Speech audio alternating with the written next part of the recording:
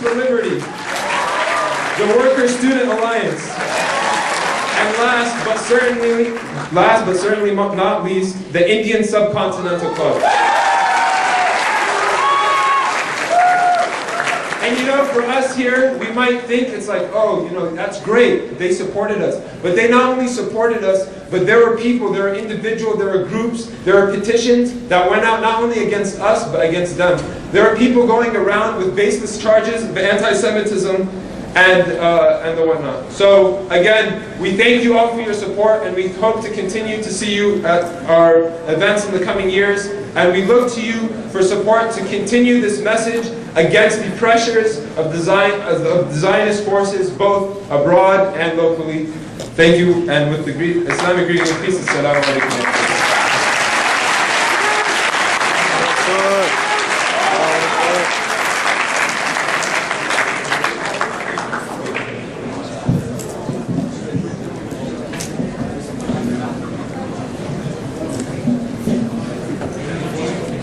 Tonight's program is titled Viva Palestina, and we're honored today to have one of the front runners for peace and justice and for the Palestinian people, Mr. Galloway, who is currently a member of the British Parliament, where he has held a seat since 1987.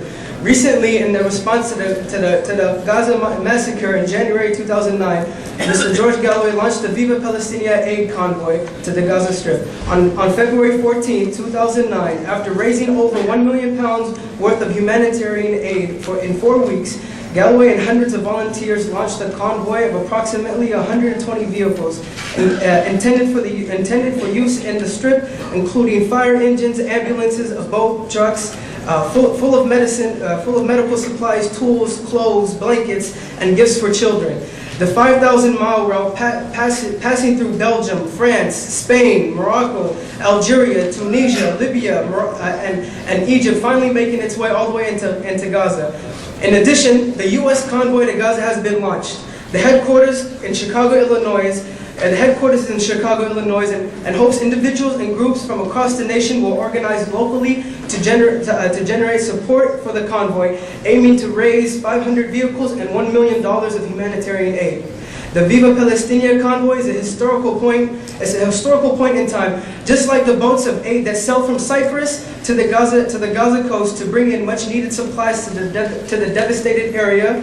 We now shifted away from just mourning and sympathy for the Palestinians. The door has been opened for people to roll up their sleeves and to take action, for people to actually put in work to help the cause. This shows the power and the strength of the movement to free Palestine, and I believe it's just around the corner. So without further ado, please join me in welcoming Mr. George Galloway.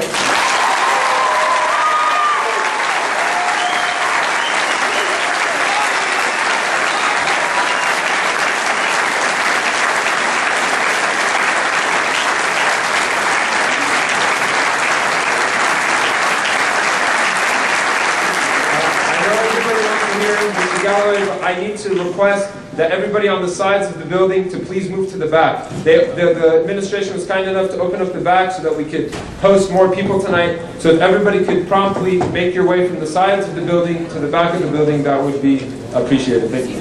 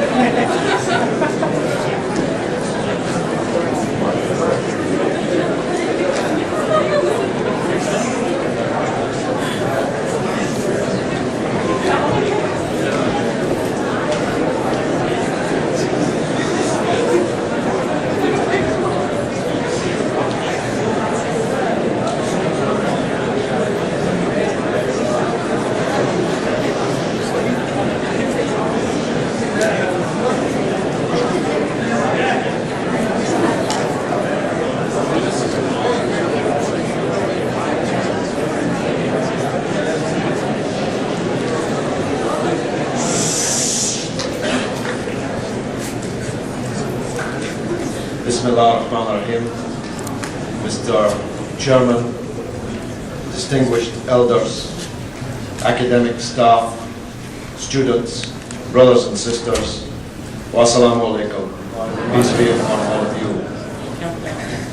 I'm greatly touched by the enormity of this meeting, which is now really reaching the very back of the extended hall, which is only in part a compliment to a British politician from thousands of miles away, and is more to do with the growing importance and interest in the United States of America in a re-evaluation of the United States' role in the Middle East and towards the Muslim world in general, a subject on which I shall dwell in the course of my remarks. Now, I know that not every person in this room has come as a supporter. I know that for a variety of reasons. I only say to those who have come with the intent to argue that they are very welcome indeed. Because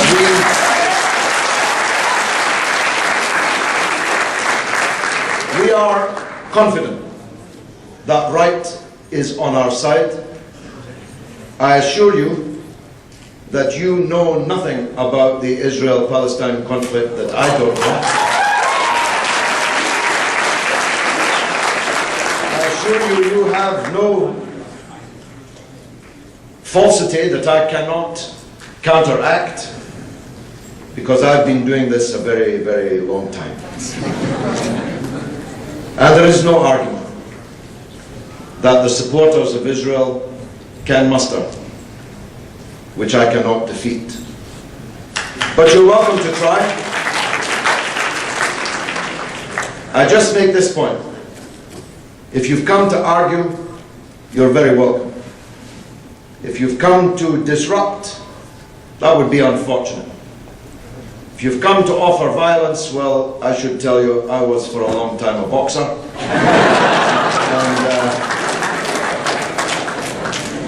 And I have many friends in this room, and it's a long way to the door.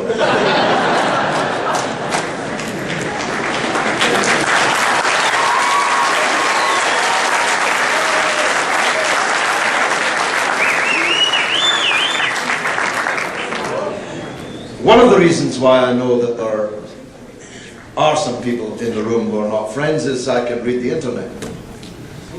And I read several times the kind of poisonous defamations against myself and the organizers of this meeting. Over and over again I read it on the internet. And therefore I'm going to start by talking about what I'm not going to be talking about.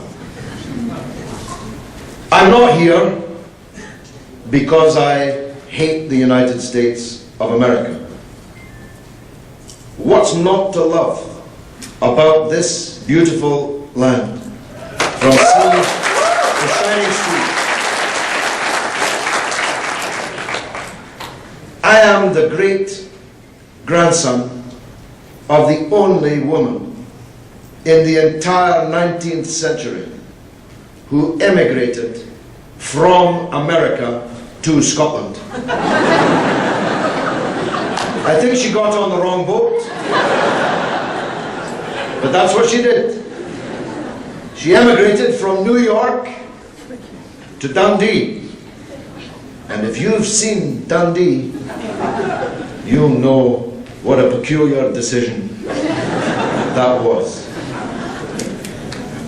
We love the people of the United States of America. We love the beautiful land which God bequeathed it. We love the fact that we are, as Oscar Wilde put it, two countries divided by a common language. We admire the achievements and the